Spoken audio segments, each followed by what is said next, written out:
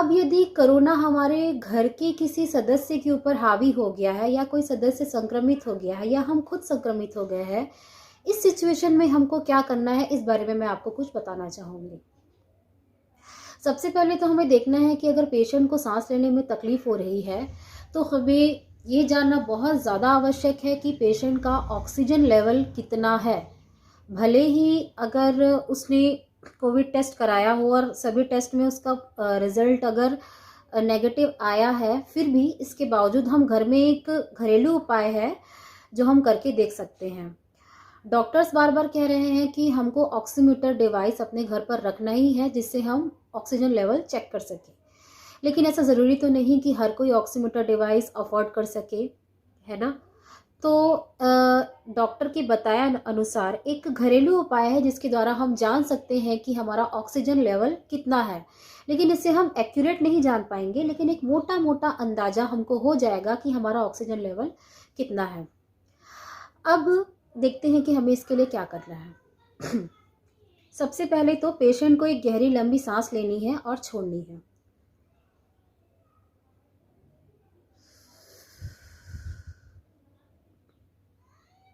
दोबारा गहरी लंबी सांस लेनी है इस तरह।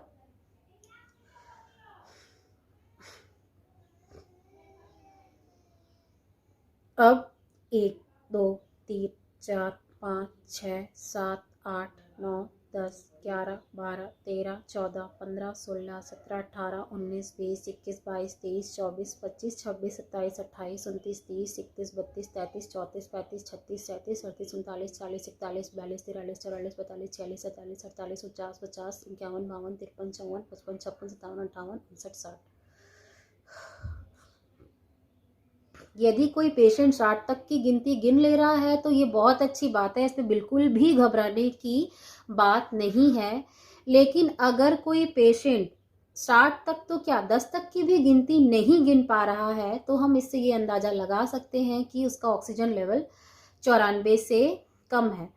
और अगर यदि कोई पेशेंट 5 तक की भी गिनती नहीं गिन पा रहा या 7 तक की भी गिनती नहीं गिन पा रहा, तब समस्या गंभीर हो सकती है। उसका ऑक्सीजन लेवल और कम हो सकता है, 90 से भी कम हो सकता है।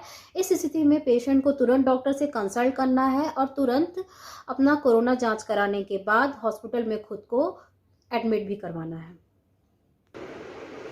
मैं आपको फिर बता दूं कि इस उपाय से हम एक मोटा मोटा सिर्फ अंदाज़ा लगा सकते हैं, लेकिन हमें एक्यूरेट पता नहीं चलेगा कि हमारा ऑक्सीजन लेवल कितना है।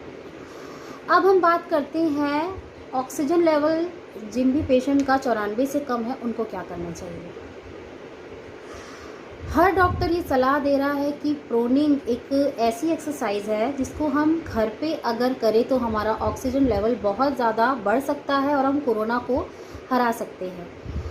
प्रोनिंग एक ऐसी एक्सरसाइज है जिससे ऑक्सीजन हमारे फेफड़े के हर हिस्से तक पहुंचता है, हमारा ब्लड सर्कुलेशन बढ़ाता है और हमारा फेफड़ा मजबूत करता है। प्रोनिंग एक्सरसाइज में पेशेंट को पेट के बल लिटाया जाता है और उसे गहरी लंबी सांस लेने के लिए कहा जाता है। ये प्रक्रिया 30 मिनट से 2 घंटे तक किया जाता है और हर दिन हमें इस प्रक्रिया को 16-16 घंटे करना होगा। प्रोनिंग प्रक्रिया के दौरान हमें गहरी लंबी सांस लेनी है इस तरह।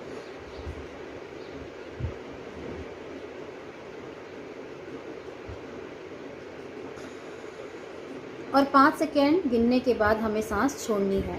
इस तरह गहरी लंबी लंबी सांस लेने से हमारे फेफड़े के हर हिस्से तक ऑक्सीजन जाएगा। और ध्यान रखिए इस प्रक्रिया को हमें पेट के बल लेटकर ही करना है। आइए हम समझते हैं कि प्रोनिंग की जो एक्सरसाइज है वो हमें किस तरह करना है। मैं आपको कुछ पिक्चर्स दर्शाना चाहूँगी इस वीडियो में। आप उन पिक्चर्स को ध्यान से देखें और मेरी बातों को ध्यान से सुनें।